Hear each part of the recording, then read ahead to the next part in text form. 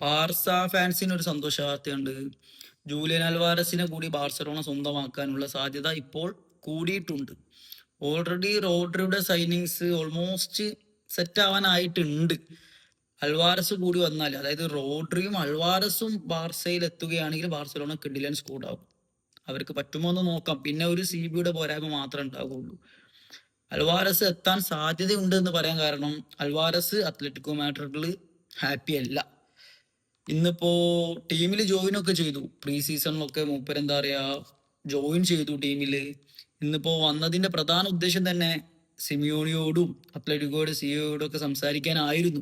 പക്ഷെ അവര് ഈ താരത്തെ അൽവാരസിനെ കാത്തു നിൽക്കാതെ അവര് പോയി.